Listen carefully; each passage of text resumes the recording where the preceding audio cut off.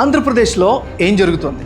ఒక పక్క ప్రభుత్వం వేల కోట్ల రూపాయల పెట్టుబడులు వస్తున్నాయి అని చెప్తోంది. వేలల్లో ఉద్యోగాల కల్పన సాధ్యమవుతుంది అని ప్రకటనలు చేస్తున్నాయి.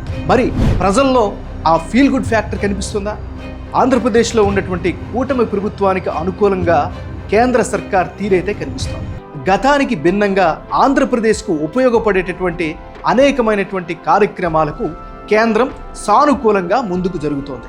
మరి ఇలా జరుగుతున్నా కూడా ఫీల్ గుడ్ ఫ్యాక్టర్ ప్రజల్లో ఎందుకు కనిపించడం లేదు?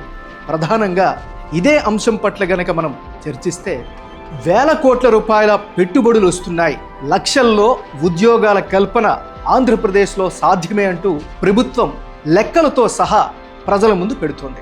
అందుకు అనుకూలంగానే దిగ్గజ కార్పొరేట్ సంస్థలన్నీ కూడా వారి యొక్క ప్రకటనలు కూడా గుప్పిస్తున్నాయి. మరి ఇంత జరుగుతున్నా ఈ విషయాలు ప్రజల్లో ఎందుకు చర్చలోకి రావడం లేదు? మరి ప్రభుత్వం చెబుతున్న స్థాయిలో పనులు జరుగుతున్నాయా? జరుగుతున్నటువంటి పనులకు సంబంధించినటువంటి అప్డేట్స్ని సక్సెస్ఫుల్గా ప్రజల్లోకి తీసుకెళ్తున్నారా? దానికి రావాల్సినటువంటి ఫీల్ గుడ్ ఫ్యాక్టర్ వస్తుందా అంటే సమాధానం లేదు అనే కనిపిస్తోంది. గత ప్రభుత్వంలో మేము అనేకమైనటువంటి ఇబ్బందుల్ని ఫేస్ చేశాం. సో కాబట్టి ఖచ్చితంగా ఎలాగైనా ఇప్పుడు అధికారంలోకి వచ్చాం కాబట్టి ఖచ్చితంగా వాళ్ళపైన రివెంజ్ తీసుకోవాల్సిందే అని కూటమిలో ఉండేటటువంటి అనేకమైనటువంటి నాయకులు కావచ్చు, నేతలు కావచ్చు భావిస్తున్నారు. ఇది ఖచ్చితంగా ఆ పార్టీకి బూమరాంగ్ అయ్యే అవకాశాలే కనిపిస్తున్నాయి. అంటే ఒక రకంగా చెప్తే అడగందే అమ్మైనా పెట్టదు అనేటట్టుగా చేసిన పనిని చెప్పుకోవడంలో 2014 నుంచి 2019 వరకు కూడా అప్పటి సర్కార్లో ఉన్నటువంటి తెలుగుదేశం పార్టీ విఫలమైంది. ఇది సత్యం. ఇప్పుడు కూడా అలాంటి పరిస్థితులే కనిపిస్తున్నాయి.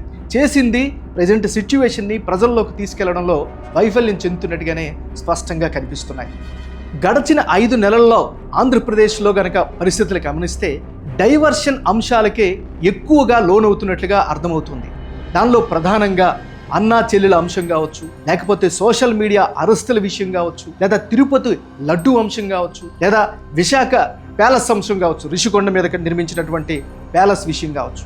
దాన్ని మితిమీరి ఎక్కువగా దానిపైనే చర్చ జరిపారా అనేటటువంటి ఒక చర్చ కూడా సామాన్యుల్లో జరుగుతున్నటువంటి పరిస్థితి కనిపిస్తోంది.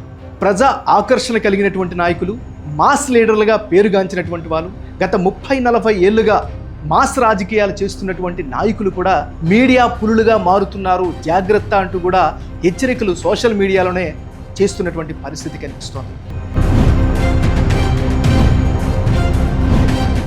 అంటే జగన్ పైనే ఎక్కువగా ఫోకస్ చేస్తున్నారు, జగన్ పట్లే ఎక్కువగా ఫోకస్ చేస్తున్నారు తప్ప తాము చేస్తున్నటువంటి పనులను ఏ విధంగా, ఏ స్థాయిలో మండలం, జిల్లా, రాష్ట్ర స్థాయిలో తీసుకువెళ్లడంలో వైఫల్యం చెందుతున్నారు అనేటటువంటి ఒక ఉద్దేశం కూడా సర్వత్రా వినిపిస్తోంది.